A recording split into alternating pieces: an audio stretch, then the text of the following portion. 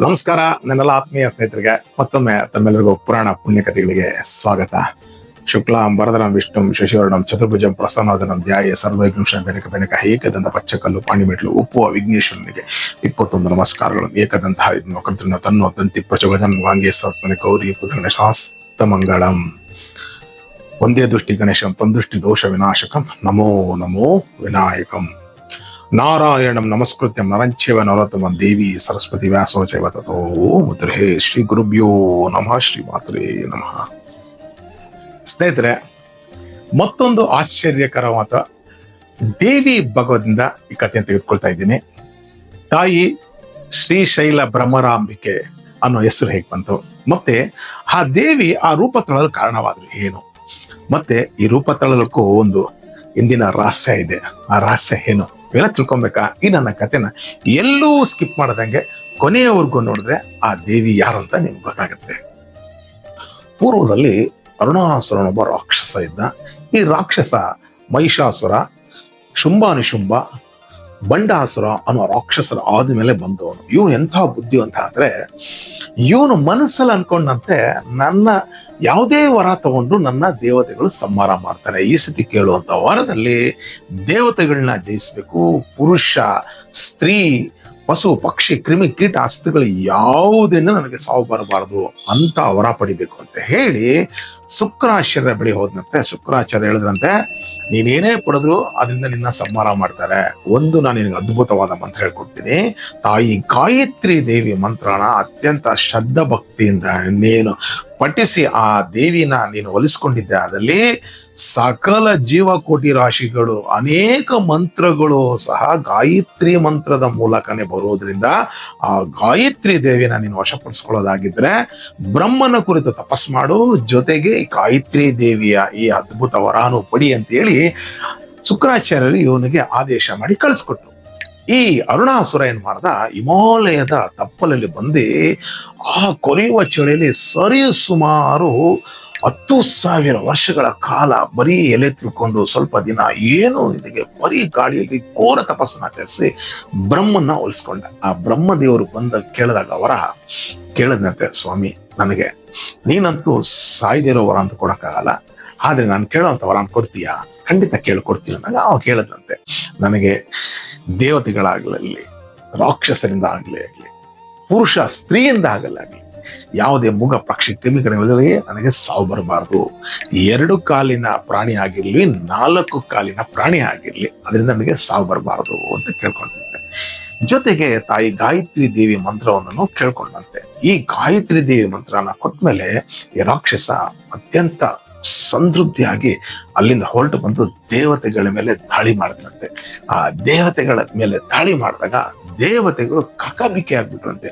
ಯಾಕಂದ್ರೆ ದೇವತೆಗಳಿಗೂ ಎದುರಿಸೋ ತಾಕತ್ತಿತ್ತು, ಆದ್ರೆ ಸಾಕ್ಷಾತ್ ಗಾಯತ್ರಿ ದೇವಿನೇ ಹೋಲಿಸ್ಕೊಂಡ್ಮೇಲೆ ಯಾವ ದೇವತಾನೆ ಅದನ್ನ ನಿಲ್ಲಕ್ಕಾಗತ್ತೆ. ಹಾಗಾಗಿ ಎಲ್ಲರೂ ಚೆಲ್ಲಾಪಿಲ್ಲಿಯಾಗಿ ಅಲ್ಲಿಂದ ಪಲಾಯನಗಾದ್ರು. ಇದನ್ನರಿತ ಆ ಅರುಣಾಸುರ ಇವನಿಗೊಂದು ತಾಕತ್ತು ಇತ್ತು. ಯಾಕಂದ್ರೆ ಅಷ್ಟ ದಿಕ್ಪಾಲಕರನ್ನ ಇವನ ದೇಹದಿಂದಾನೇ ಇವನ್ ತರನೇ ಇರುವಂತ ಸೃಷ್ಟಿ ಮಾಡಿ ಅಲ್ಲಲ್ಲಿ ನೇಮಿಸ್ದ. ಇವನು ಸ್ವರ್ಗಲೋಕದಲ್ಲಿಲ್ಲ, ಪಾತಾಳ ಲೋಕದಲ್ಲಿ ಹೋಗಿಲ್ಲ, ಭೂಮಿ ಮೇಲೆ ಬಂದು ತಾಯಿ ಗಾಯತ್ರಿ ದೇವನ ಬೆಳಿಗ್ಗೆ ಮಧ್ಯಾಹ್ನ ಸಾಯಂಕಾಲ ಅತ್ಯಂತ ಶ್ರದ್ಧಾ ಭಕ್ತಿಯಿಂದ ಆ ಎಮ್ಮನ್ನ ಪೂಜೆ ಮಾಡಿ ಆ ಎಮ್ಮನ್ನ ಪಠಿಸಿ ಅದ್ಭುತವಾದ ಒಂದು ತೇಜಸ್ನ ಪಡ್ಕೊಂಡಿದ್ದ. ಆ ತೇಜಸ್ ನೋಡಿದ್ರೆ ಎಲ್ಲಾ ದೇವತೆಗಳು ದಗ್ಧರಾಗೋರಂತ ಅಂತಹ ತೇಜಸ್ವಿನಲ್ಲಿತ್ತಂತೆ. ಹೇಗೆ ಮತ್ತೆ ಇವನ ಸಂಹಾರ ಮಾಡೋದು? ಮತ್ತೆ ಇವನು ಮುಟ್ಟಕ್ಕಾದ್ರಾಗಲ್ಲ, ಸಾಕ್ಷಾತ್ ಗಾಯತ್ರಿ ದೇವಿನೇ ಹೊಲಿಸ್ಕೊಂಡ್ಬಿಟ್ಟಿದ್ದಾನೆ, ಇನ್ನು ಅವ್ನು ಮುಟ್ಟೋದು ಅಸಾಧ್ಯ ಅನ್ಕೊಂಡು ಎಲ್ಲಾ ಈ ಕಡೆ ಸ್ವರ್ಗದಲ್ಲಿ ಇರಕ್ಕಾಗ್ತಿಲ್ಲ, ಈ ಕಡೆ ಪಾತಾಳದಲ್ಲಿ ಹೋಗಕ್ಕಾಗ್ತಿಲ್ಲ, ಭೂಮಿ ಮೇಲೆ ಇರಕ್ಕಾಗ್ತಿಲ್ಲ, ಭೂಮಿ ಮೇಲೆ ಅವನೇ ಆಧಿಪತ್ಯ ಸ್ಥಾಪನೆ ಮಾಡ್ಕೊಂಡ್ಬಿಟ್ಟಿದ್ದಾನೆ. ಹೇಗಿದೆ ಅಂತ ಹೇಳಿ ಯೋಚನೆ ಮಾಡಿ ಅಲ್ಲಲ್ಲಿ ಗವಿ ಕಂದ್ರಗಳೆಲ್ಲ ಅವಿತ್ಕೊಂಡು ಕೊನೆಗೆ ಬ್ರಹ್ಮದೇವನ ಮೊರೆ ಹೋದಂತೆ. ಎಲ್ಲಾರು ಬ್ರಹ್ಮದೇವನ ಮೊರೆ ಹೋದಾಗ ಬ್ರಹ್ಮದೇವ ಅನ್ಕೊಂಡಂತೆ ಏನಿರು ಅಂತ ಅವ್ರೊಬ್ರು ಇಂಥ ಎಲ್ಲರಿಗೂ ಸಮಸ್ಯೆ ಕೊಡ್ತಾನಲ್ಲ ಅಂತೇಳಿ ಅಲ್ಲಿಂದ ಸೀದಾ ಪರಮಾತ್ಮನಾದ ಈಶ್ವರನ ಬಳಿ ಹೋದಂತೆ. ಎಲ್ಲ ಹೋದಾಗ ಆ ಪರಮಾತ್ಮ ದಿವ್ಯ ಧ್ಯಾನದಲ್ಲಿದ್ದಂತೆ, ಸಾಕ್ಷಾತ್ ಪಾರ್ವತಿ ದೇವಿ ಪಕ್ಕದಲ್ಲಿದ್ದಂತೆ. ಆವಾಗ ಇವ್ರು ಬಂದಿದ್ದೆಲ್ಲ ತಿಳ್ಕೊಂಡು ಪರಮಾತ್ಮ ಎಷ್ಟಾದ್ರೂ ಪರಮಾತ್ಮ ಅವ್ನಿಗೆ ಗೊತ್ತಿಲ್ಲದಿರೋದನ್ನ ಆ ಬಂದು ಅದನ್ನ ಈ ದೇವತೆಗಳು ಬಂದನ್ನ ಅರ್ಥ ಮಾಡ್ಕೊಂಡು ಆ ಕ್ಷಣ ಗೊತ್ತಾಯ್ತು ನೀನ್ ಬಂದಿರೋ ಪರಿಸ್ಥಿತಿ. ಆದ್ರೆ ಈಗ ಅವನು ಕೇಳಿರೋ ಅವರ ಪುರುಷನಾಗಲಿ ನನ್ನ ಪಕ್ಕದಲ್ಲಿರುವಂತ ಮಹಾಶಕ್ತಿ ಇವರು ಏನು ಮಾಡಕ್ಕಾಗಲ್ಲ ಆದ್ರೂ ಒಂದು ಮಾತ್ರ ನಾನು ಸಲಹೆ ಕೊಡಬಲ್ಲೆ, ಆ ದಿವ್ಯ ಶಕ್ತಿನ, ಆ ಮಹಾಶಕ್ತಿನ ಎಲ್ಲರೂ ಅತ್ಯಂತ ಧ್ಯಾನದಿಂದ ಆರಾಧಿಸಿ ಖಂಡಿತ ಏನಾದ್ರೂ ನಮಗೆ ಸಲಹೆ ಕೊಡ್ತಾನೆ ಅಂತ ಸಾಕ್ಷಾತ್ ಪರಮಾತ್ಮ ಅವ್ರಿಗೆಲ್ಲ ಸಲಹೆ ಕೊಟ್ಟ. ಆ ಕ್ಷಣ ಎಲ್ಲಾ ದೇವತೆಗಳು, ಬ್ರಹ್ಮ ಮತ್ತೆ ಪರಮಾತ್ಮನೂ ಸಹ ದೇವಿನ ಸ್ತುತಿಸಿದ್ರು. ಆಗ ಆ ಕ್ಷಣ ಆಶೀರ್ವಾಣಿಯನ್ನು ನುಡಿತು. ಏನಂತ ಹೇಳ್ತಂದ್ರೆ, ಆ ಆಶೀರ್ವಾಣಿ, ನಿಮ್ಮ ಒಂದು ಸಮಸ್ಯೆಗೆ ಪರಿಹಾರ ಖಂಡಿತ ಸಿಗುತ್ತೆ, ಆದ್ರೆ ಆಲೋಚನೆ ಮಾಡಿಬಿಡಿ. ಆದ್ರೆ ಸಾಕ್ಷಾತ್ ನನ್ನ ರೂಪವೇ ಇರುವಾಗ ಗಾಯತ್ರಿ ದೇವಿಯನ್ನೇ ಅವನು ಹೋಲಿಸ್ಕೊಂಡಿದ್ದಾನೆ ಅಂದ್ರೆ ಇದು ಸ್ವಲ್ಪ ಕಷ್ಟ. ಯಾಕಂದ್ರೆ ಅವನು ಕೇಳಿರೋವರ ಪುರುಷ ಸ್ತ್ರೀ ಯಾವುದೇ ಪಶು ಪಕ್ಷಿ ಯಾವುದೇನೂ ಸಂಹಾರ ಆಗ್ಬಾರ್ದು. ಕೇಳಿದ 2 ಪಾದ ಮತ್ತೆ 4 ಪಾದ 2 ಕೇಳಿದ್ದಾನೆ. ನೀವೇನು ಆಲೋಚನೆ ಮಾಡಿಬಿಡಿ. ಈ ಕ್ಷಣ ನೀವು ಗುರು ಬೃಹಸ್ಪತಿನ ಕರೀರಿ, ಅವ್ರನ್ನ ಈ ಕ್ಷಣ ಭೂಮಿ ಮೇಲೆ ಕಳಿಸಿ ಆ ಅರುಣಾಸುರ ರಾಕ್ಷಸನ ಯಾವುದೇ ಕಾರಣಕ್ಕೂ ಈ ಗಾಯತ್ರಿ ಮಂತ್ರನ ಪ್ರಚೋದನೆ ಮಾಡದಿರೋ ತರ ಅವನ್ನ ಬುದ್ಧಿ ಭ್ರಮಣೆ ಮಾಡಕ್ಕೆ ಹೇಳು ಅಂತ ಹೇಳ್ತಾಳೆ. ಆ ಕ್ಷಣ ಅಲ್ಲೇ ಇದ್ದಂತ ಬೃಹಸ್ಪತಿಚಾರ, ಅಮ್ಮ ನೀನ್ ಆಜ್ಞೆ ಮರೆಗೆ ಹೋಗ್ತೀನಿ ಅಮ್ಮ, ಇದು ಮಾಡೋದು ಹೇಗೆ ಅಂದ್ರೆ ನೀನೇನು ತಲೆ ಕೆಡ್ಸ್ಕೊಂಬೇಡ, ನೀನ್ ಹೋಗು, ನೀನ್ ಈ ಮಾತನ್ನ ಹೇಳ್ತಾ ಇದ್ದಂಗೆ ನನ್ನ ಮಾಯಾ ಸ್ವರೂಪನ ಅವನ ಮೇಲೆ ನಾನು ಪ್ರಭಾವ ಬೀರ್ತೀನಿ, ಆಗ ಅವನು ಖಂಡಿತ ಇದನ್ನು ಬಿಡ್ತಾನೆ ಅಂತ ಹೇಳ್ತಾನೆ. ಸರಿ, ಎಲ್ಲಾ ದೇವತೆಗಳು ಸಂತೋಷದಿಂದ ಮತ್ತೆ ತಾಯಿನ ಸ್ತುತಿಸಿದಾಗ ಆಶೀರ್ವಾಣಲ್ಲೇ ಮಾಯ ಆಗುತ್ತೆ. ಮತ್ತೆ ಗುರು ಬೃಹಸ್ಪತಿಚಾರರು ಭೂಮಿ ಮೇಲೆ ಬರ್ತಾರೆ. ಆ ಕ್ಷಣ ಇವನು ಯಮುನಾ ನದಿ ತೀರದಲ್ಲಿ ಕೂತ್ಕೊಂಡು ಅತ್ಯಂತ ಘೋರವಾಗಿ ತಾಯಿ ಜಗನ್ಮಾತೆಯಾದ ಗಾಯತ್ರಿ ದೇವಿನ ಸ್ತುತಿಸ್ತಾ ಜಪ ಮಾಡಿ ಇಟ್ಕೊಂಡು ಜಪ ಮಾಡ್ತಾ ಇರ್ತಾನೆ. ಗುರುಗಳು ಬಂದಿದ್ದನ್ನು ನೋಡಿ ಇವನು ಒಂದು ಕ್ಷಣ ಗಾಯತ್ರಿ ದೇವಿ ನೋಡಿ, ಯಾವತ್ತು ಜಪ ಮಾಡುವಾಗ ಜಪಮಣಿನ ಕೆಳಗಡೆ ಇಡಬಾರದು. ಆ ಜಪಮಣಿನ ಏನ್ ಮಾಡ್ತಾನೆ, ಇವತ್ತು ಬಲಗಿವಿಗೆ ಹಾಕೊಂಡು ಆ ಕ್ಷಣ ಆಚರಣೆ ಮಾಡಿ ಗುರುಗಳು ಬಂದಿದ್ದೇನೆ ಅವ್ರಿಗೆ ಶ್ರದ್ಧೆ ನಮಸ್ಕಾರ ಮಾಡಿ, ಗುರುಗಳೇ ಏನ್ ಈ ಕಡೆ ಬಂದಿರೋದು, ನೀವು ಎಷ್ಟಾದ್ರೂ ದೇವತಾ ಪಕ್ಷಪಾತಿ, ಈ ರಾಕ್ಷಸನ್ ನೋಡಕ್ಕೆ ಯಾಕೆ ಬಂದ್ರೆ, ಇಲ್ಲಪ್ಪ ನೀನು ನಮ್ಮವನೇ ಅಂದ್ರೆ ಇವರು ಕೋಪ ಬಂದ್ಬಿಡ್ತಂತೆ, ರಾಕ್ಷಸರು ದೇವತೆಗಳೆಲ್ಲರೂ ಒಂದಾಗಕ್ಕಾಗತ್ತೆ, ಇದು ಅಸಾಧ್ಯ ಅಂತ ಹೇಳ್ತಾನೆ. ಇಲ್ಲಪ್ಪ, ನೀನು ಪೂಜೆ ಮಾಡ್ತಾ ಇರೋ ದೇವಿಗಳು ನಾವು ಸಹ ಪೂಜೆ ಮಾಡ್ತೀವಿ, ಈ ಮಂತ್ರದ ಉದ್ದೇಶ ಏನ್ ಗೊತ್ತಾ ನಿನಗೆ ಅಂತೆ. ಏನ್ ಹೇಳಿ ನನಗೆ ಅಂತೆ.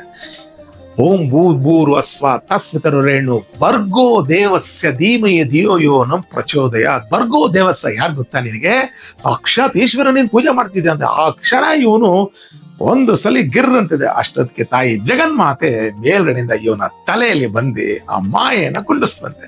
ಆ ಕುಡಿಸಿದ ತಕ್ಷಣ ಅವನಿಗೆ ಅನ್ನಿಸ್ತು, ಓಹೋ ನಾನು ಹಾಗಾದ್ರೆ ಈಶ್ವರನ್ನ ನಾನು ಪೂಜೆ ಮಾಡ್ತಿದ್ದೇನ, ಇದು ಅಸಾಧ್ಯ ಅಂದ್ಬಿಟ್ಟು ಆ ಕ್ಷಣ ಕಿವಿಯಿಲ್ಲದ ಜಪಮಾಲೆನ ಭೂಮಿ ಬಿಸಾಕಿ ಇನ್ಮೇಲೆ ನಾನು ಮಾಡಲ್ಲ ಅಂತೇಳಿ ಕೋಪಾಧಿಕ್ತನಾಗಿ ಹೊರಡ್ತಾನಂತೆ. ಇದನ್ನೇ ಅರಿತಂತ ಆ ಬೃಹಸ್ಪತಿಸರು ಬಹಳ ಸಂತೋಷದಿಂದ ತಾಯಿ ಜಗನ್ಮಾತೆನ ಮನಸ್ಸಲ್ಲಿ ಸ್ತರಿಸಿ ಆ ಕ್ಷಣ ಇಂದ್ರನಿದ್ದ ಕಡೆ ಹೋದಂತೆ. ಇಂದ್ರ, ನಿನ್ನ ಕೆಲಸ ಆಯ್ತು, ನೀವೆಲ್ಲ ಸಂತೋಷವಾಗಿರಿ ಆದಾಗ ತಾಯಿ ಜಗನ್ಮಾತೆ ಆ ಕ್ಷಣ ಅಲ್ಲಿ ಪ್ರತ್ಯಕ್ಷ ಆದ್ಲಂತೆ. ಹಾಗೆ ಹೇಳಲ್ಲಂತೆ, ಇವನ್ನ ಸಂಹಾರ ಮಾಡೋದು ಬಹಳ ಕಷ್ಟ, ಆದ್ರೂ ನೀವೆಲ್ಲ ಧೈರ್ಯದಿಂದಿರಿ, ನಾನ್ ನಿಮಗೆ ಅಭಯವನ್ನು ಕೊಡ್ತಾ ಇದ್ದೀನಿ ಅಂತೇಳಿ ಆ ಕ್ಷಣ ಜಗನ್ಮಾತೆ ಏನು ಮಾಡಲು 6 ಕಾಲುಗಳಲ್ಲ, ಅಲ್ಲಿವರೆಗೂ ಬ್ರಹ್ಮನೂ ಸಹ ಈ ಆ ದುಂಬಿಗೆ ಮಾತ್ರನೇ ಆ ಶಕ್ತಿ ಇತ್ತು. ಹೋಗಿ ಆ ದೇವಿ ಏನ್ ಮಾಡೋದು, 6 ಪಾದಗಳೆಲ್ಲ ಆ ಒಂದು ರೂಪ ಧರಿಸ್ಕೊಂಡು, ಆ ರೂಪ ಎಷ್ಟಿತ್ತು ಅಂದ್ರೆ ಸಾಧಾರಣ ನಮ್ಮ ಕೈ ಇಷ್ಟೇ ಇತ್ತು ಆ ರೂಪ ಧರಿಸ್ಕೊಂಡು ಆ ಎಮ್ಮ.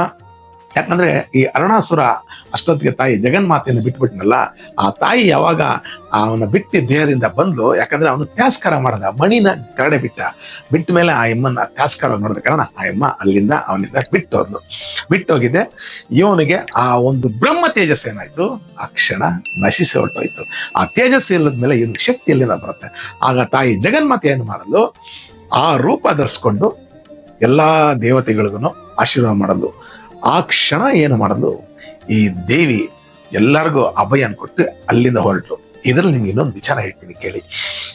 ಈ ದುಂಬಿ ಇದೆಯಲ್ಲ, ಈ ದುಂಬಿ ನೀವು ಮನುಷ್ಯ ಮಾತ್ರ ಏನ್ ಮಾಡ್ತಾನೆ, ಗಂಡು ಹೆಣ್ಣು ಸೇರಿದ್ರೆ ಮಾತ್ರ ಮಕ್ಕಳಾಗುತ್ತೆ. ಆದ್ರೆ ಈ ದುಂಬಿ ಯಾವುದೇ ಕಾರಣಕ್ಕೂ ಗಂಡು ಹೆಣ್ಣು ಸೇರಲ್ಲ. ಮತ್ತೆ ಹೇಗೆ ಇದ್ರ ಉದ್ಭವ ಆಗುತ್ತೆ ಅಂದ್ರೆ ಕೇಳಿದ್ರೆ ಆಶ್ಚರ್ಯ ಬೀಳ್ತಾರೆ ಸ್ನೇಹಿತರೆ. ಈ ದುಂಬಿ ಏನು ಮಾಡುತ್ತೆ, ಈ ಸಗಣಿಯಲ್ಲಿ ಇರುವಂತಹ ಹುಳನ ಎತ್ಕೊಂಡ್ಬಂದು ತನ್ನ ಗೂಡಲ್ಲಿಡುತ್ತೆ. ಆ ಗೂಡಲ್ಲಿಟ್ಟು ಇದು ಸೌಂಡ್ ಬರುತ್ತೆ, ಕೇಳಿದ್ರೆ ಬುಮ್ ಅಂತ ಏನ್ ಮಾಡುತ್ತೆ, ಆ ಹುಳದ ಸುತ್ತುತ್ತೆ. ಆ ಸುತ್ತಾಗ ಗಂಡು ಸಹ ಅಲ್ಲಿ ಬರುತ್ತೆ. ಅದು ಸಹ ಸುತ್ತಾಗ ಆ ಹುಳ ಏನಾಗುತ್ತೆ, ಆ ಕ್ಷಣ ದುಂಬಿಯಾಗಿ ಮಾರ್ಪಡುತ್ತೆ. ಅಂದ್ರೆ ಈ ರೂಪದಿಂದ, ಯಾಕಂದ್ರೆ ಇವನು ಕೇಳಿದಂತ ವರ ಏನು, ಪುರುಷನಾಗಲಿ ಸ್ತ್ರೀ ಆಗಲಿ ನನ್ನನ್ನ ಸಂಹಾರ ಮಾಡಬಾರ್ದು, ಪಶು ಪಕ್ಷಿ ಕ್ರಿಮಿ ಕೀಟನೂ ಸಹ ಅಂತ ಕೇಳಿದ್ದ. ಆದ್ರೆ ಇದು ಈ ದೇವಿ ತಳೆದಿರುವಂತ ರೂಪ ಗಂಡು ಅಲ್ಲ, ಹೆಣ್ಣು ಅಲ್ಲ, ಮತ್ತೆ ಯಾವುದೇ ಸಂಯೋಗದಿಂದ ಹುಟ್ಟಲಿಲ್ಲ.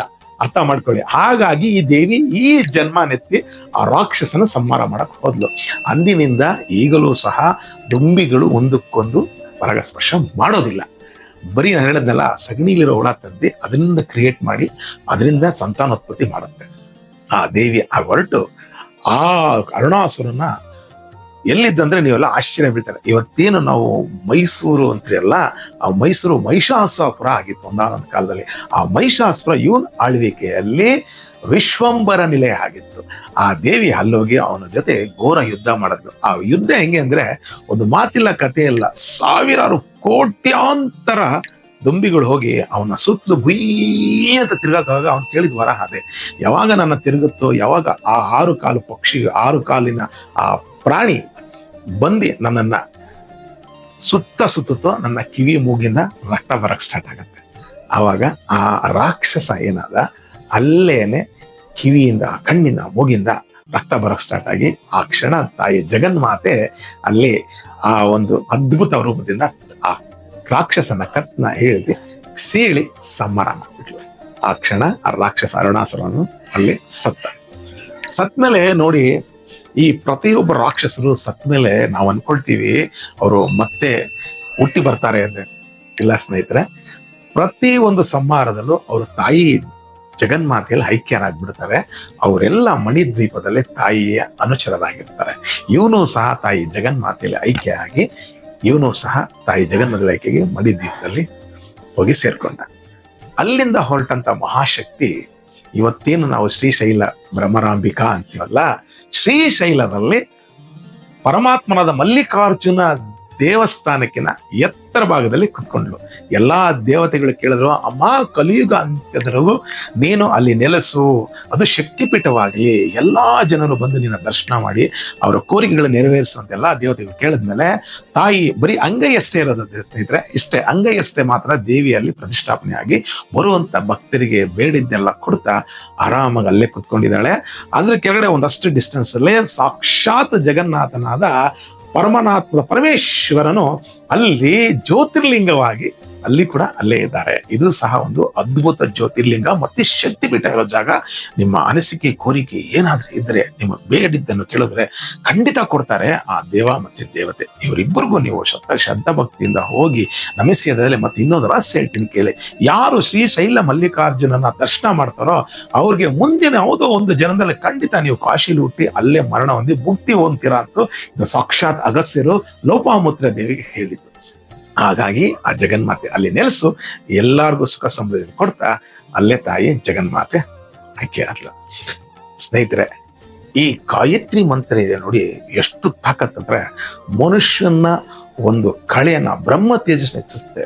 ಪ್ರತಿದಿನ ಯಾರು ಪಠಿಸ್ತಾರೋ ಸರಿಸುಮಾರು ಪ್ರತಿದಿನ 12 ಮಾತ್ರ ನೆನೆಸಿ ನಿಮ್ಮ ತೇಜಸ್ಸು, ನಿಮ್ಮ ಅನಿಸಿಕೆ ನೋಡಿ. ಇದು ಕಡೆದಾಗ ಏನ್ ಹೇಳುತ್ತಂದ್ರೆ, ಅಟ್ಲೀಸ್ಟ್ ನಿಮಗೆ ಅನ್ನದರಿದ್ರ ಅಲ್ವಂತೆ ಈ ಗಾಯತ್ರಿ ಮಂತ್ರ ಪ್ರಚೋದನೆ ಮಾಡೋದ್ರಿಂದ. ದಯವಿಟ್ಟು ಆದಷ್ಟು ಜನ ಇದನ್ನ ಕಲ್ತ್ಕೊಂಡು ಪಠಿಸಕ್ ಪ್ರಾರಂಭ ಮಾಡಿ. ನಿಮ್ಮ ಇಷ್ಟಾರ್ಥಗಳೆಲ್ಲ ಸಿದ್ಧಿಸುವಂತ ಈ ಅಭಿಷ್ಟವಾದ, ಅಮೂಲ್ಯವಾದ, ಈ ಅದ್ಭುತ ಮಹಾಶಕ್ತಿಯುಳ್ಳ ಗಾಯತ್ರಿ ಮಂತ್ರವನ್ನು ಪ್ರಚೋದಿಸಿ ತಾವೆಲ್ಲ ಆ ದೇವಿಗೆ ಶರಣು ಹೊಂದಿ ಆ ಯಮ್ಮನ ಅನುಕಾಲ ಹೀಗೆ ಪೂಜೆ ಮಾಡಿ ಬೇಡಿದ್ದನ್ನ ಪಡೀರಿ ಅಂತ ಹೇಳ್ತೀನಿ.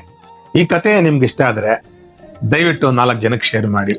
ಹಾಗೂ ಈ ನನ್ನ ಚಾನಲ್ನ ಇಲ್ಲಿವರೆಗೂ ಸಬ್ಸ್ಕ್ರೈಬ್ ಆಗಲಿ, ದಯವಿಟ್ಟು ಸಬ್ಸ್ಕ್ರೈಬ್ ಆಗಿ ಬೆಲ್ ಐಕಾನ್ ಓದೋದು ಮಾತ್ರ ಮರಿಬೇಡಿ ಅಂತ ಹೇಳ್ತಾ ಈ ಕಥೆನ ಇಲ್ಲೇ ಮುಗಿಸ್ತಾ ಇದ್ದೀನಿ.